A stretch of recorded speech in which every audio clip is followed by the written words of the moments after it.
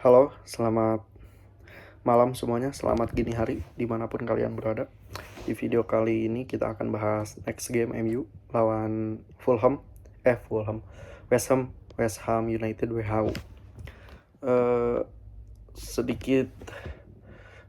Sedikit overview. Si Fulham ini kan West Ham ini kan dia lagi kesulitan ya.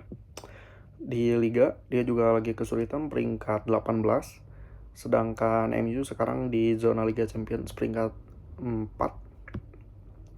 Nah, dulu itu pelatihnya siapa ya yang dipecat terus digantilah sama si Nuno Espirito Santos. Mungkin maksud manajemen untuk menyelamatkan tim.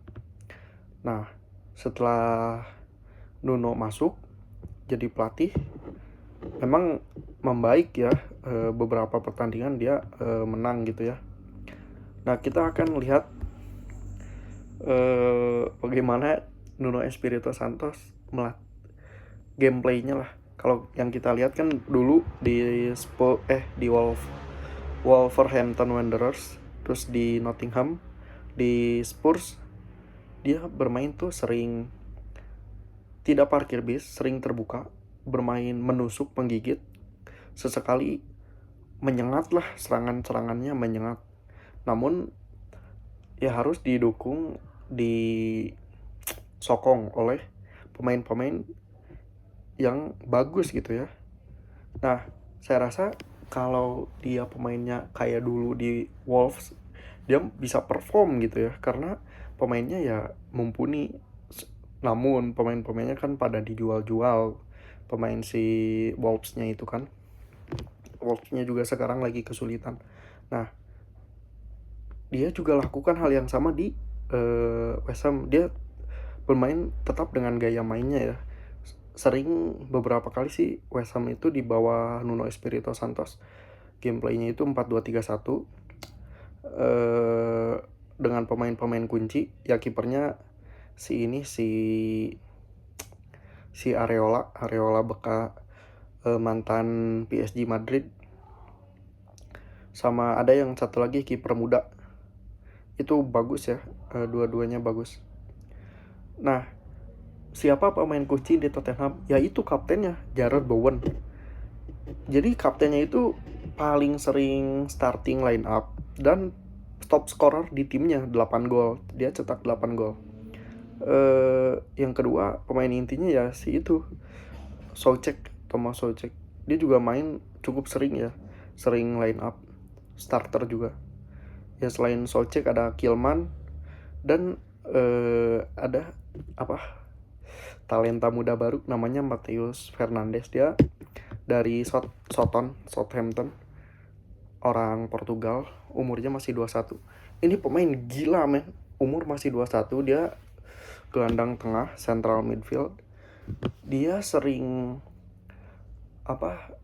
melakukan shoot dari lini tengah dan berbahaya shootingnya. Ini pemain ya talenta muda yang masih cerah lah, masih panjang gitu karirnya. Ya semoga tidak banyak cedera. Mungkin kalau dia main bagus lagi 1-2 musim bisa direkrut tim besar di Premier League. Nah, kalau pemain-pemain yang patut kasarnya diwaspadai lah oleh MU, yaitu Jarrod Bowen, Soucek, Matheus Fernandes. Terus ada strikernya itu sebenarnya striker utamanya itu Callum Wilson. Cuma nggak tahu si Callum Wilson itu yang pemain Newcastle udah beberapa kali sih diganti ya. Nah, si tim ini tuh West Ham itu ngedatengin strikernya Lazio, namanya Tati Castellanos. Ini pemain juga berbahaya guys, striker Itali banget lah gitu. Ya bahaya lah. Dia soalnya 6 pertandingan 6 gol, anjay. Gile guys. 6 pertandingan 6 gol. 6 pertandingan 6 gol. Mana sih? 6 pertandingan 2 gol. Tapi gila sih guys. Anjay, 6 pertandingan 2 gol. Itu lebih baik ya daripada dulu si Sesko awal-awal susah cetak gol. Dari segi pertahanan juga dia bagus ya. Ada sekarang diperkuat Disasi, Axel Disasi yang ini pindahan dari Chelsea, pinjaman. Secara umum pemainnya juga mumpuni ya, meskipun kalau pemain intinya nggak ada, benchnya itu kurang ini ya, kurang ada yang bisa mengcover. Yang jelas kalau dari sini sih harusnya MU bisa meraih kemenangan kelima ya, karena West Ham itu tidak parkir bis, tidak bermain tertutup ya, kecuali mereka bermain jadi berubah ya, jadi bertahan melawan MU. Cuma ya harusnya kan dia main di home ya, jadi harusnya lebih terbuka kalau main di home.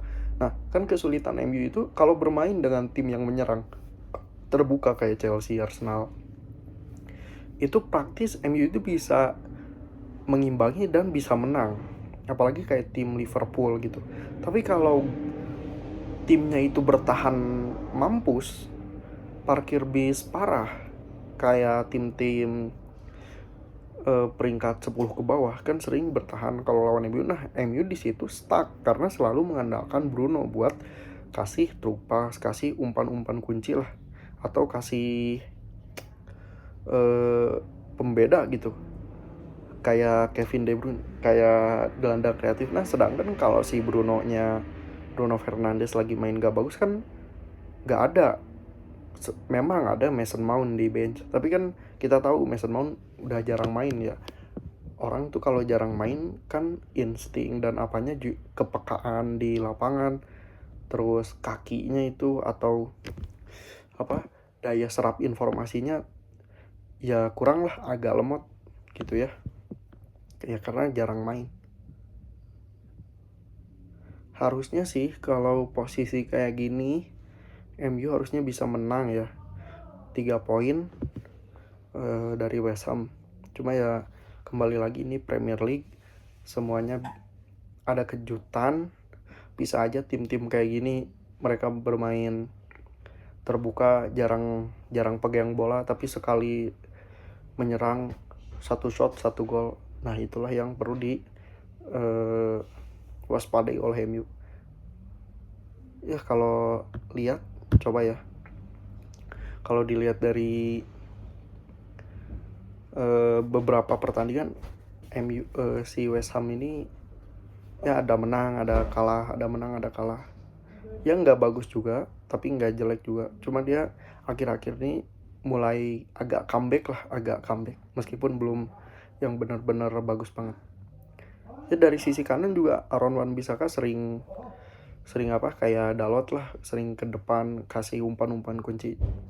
Aaron Wan-Bissaka juga berbahaya ya.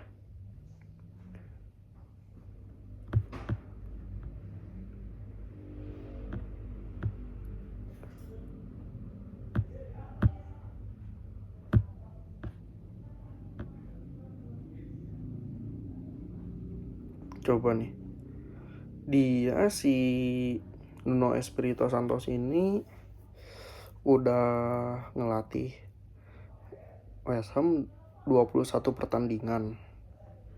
Sebenarnya 21 pertandingan udah banyak juga ya, tapi ya kurang perform. Cuma ya sekali lagi ya, Nuno Espirito Santos itu ya tetap pelatih yang berbahaya ya. Dia pernah ngelatih Wolves, Tottenham, Al Ittihad juga, Nottingham Forest. Intinya dia